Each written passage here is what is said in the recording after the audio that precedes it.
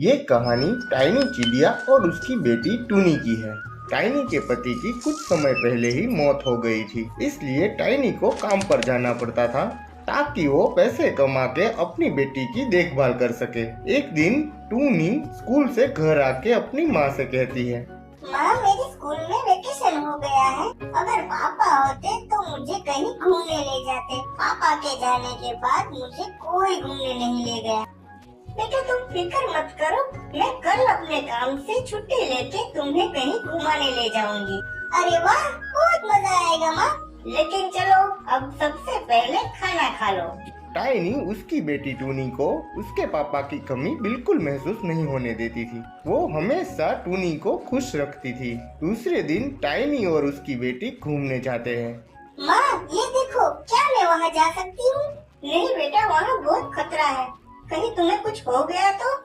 माँ, आप हमेशा ऐसा करती हो। आप कभी मुझे कहीं नहीं जाने देती। मेरे पापा तो मुझे कभी नहीं रोकते थे। बेटा, मुझे तुम्हारी बहुत फिक्र है। मैं तुम्हें हर खतरे से दूर रखना चाहती हूँ। ऐसे तो मुझे लगता है जैसे आपने मुझे कैद करके रखा हो। भले तुम्हें जैसा भी लगे, लेकिन मेरा इस दुनिया में तुम्हारे सिवाय कोई नहीं है।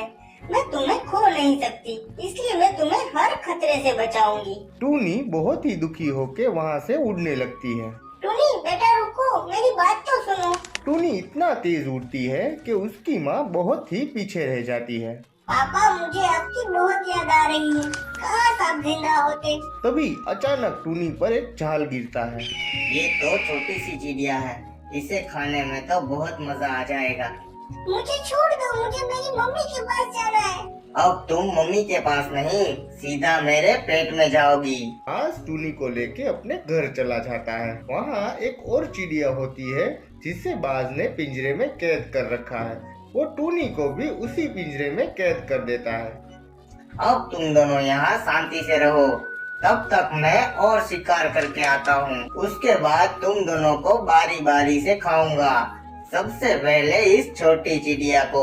बाज फिर से शिकार करने के लिए चला जाता है। अरे बेचारी, तुम तो बहुत छोटी हो, तुम्हें कैसे पकड़ लिया इस बाज ने? मैं मेरी माँ से झगड़ा करके बहुत दूर चली गई। तभी बाज ने अचानक मुझको पकड़ लिया। मेरी मदद कीजिए, मुझे मेरे घर जाना है।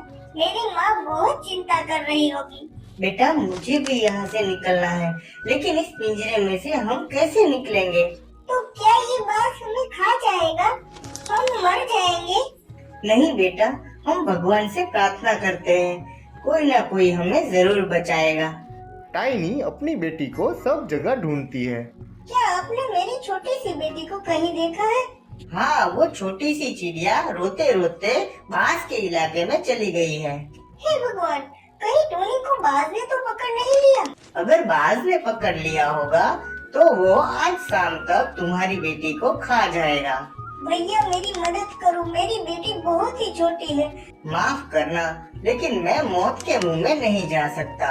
मेरे भी छोटे छोटे बच्चे हैं, लेकिन मैं तुम्हें एक रास्ता दिखा सकता हूँ जिससे तुम अपनी बेटी को बचा सकती हो। वो पिंजरा जिसमें बाज अपने सारे शिकार पक्षियों को रखता है, वो पिंजरा बहुत ही हल्का है। अगर उस पिंजरे को पकड़ के तुम पूरे जोर से उड़ोगी तो तुम अपने बेटी को बचा लोगी। लेकिन ध्यान रहे, अगर तुम्हें शिकारी बाज ने पकड़ लिया तो वो तुम्हें भी खा जाएगा। आपका बहुत बहुत शुक्रिया भैया। मैं अभी जाती हूँ। उस बाज का घर कहाँ है? यहाँ से सीधा ऊपर। संभल के जाना, बाज बहुत ही खतरनाक है। टाइनी तुरंत बाज के घर जाती है और देखती है कि उसकी बेटी टूनी और एक चिड़िया एक पिंजरे में कैद है। माँ, मैं यहाँ हूँ, मुझे बचाओ, मुझे मरना नहीं है। एक बाज ने मुझे यहाँ कैद कर दिया है, वो मुझे खा जाएगा। नहीं बेटा, तुम बिल्कुल फिक्र मत करो, मैं तुम्हें कुछ नहीं होने दूंगी। मैं तुम्हें यहाँ से बाहर निकालूंगी। पहले तुम तो निकलो यहाँ से, उसके बाद अपनी बेटी को निकालना। हा हा हा हा, आज तो शिकार खुद चल के मेरे घर आया है। चलो, अब सबसे पहले मैं इस छोटी सी चिड़िया को खाऊंगा। नहीं बाज, तुम पहले मुझे खाओ। वो मेरी मर्जी। छोटी चिड़िया बहुत ही स्वादिष्ट होती है। तुम्हें क्या पता स्वाद के बारे में? तुमने कभी खाने के साथ नदी के पास वाले खट्टे मीठे पत्ते खाए हैं? क्या पत्ते? नहीं तो। हम तो खाने के साथ हमेशा वो पत्ते खाते हैं। इससे खाने का स्वाद बहुत ज्यादा बढ़ जाता है। तो मुझे भी खाने के साथ वो पत्ते खाने हैं। मैं अभी जाता हूँ और लेके आता हूँ।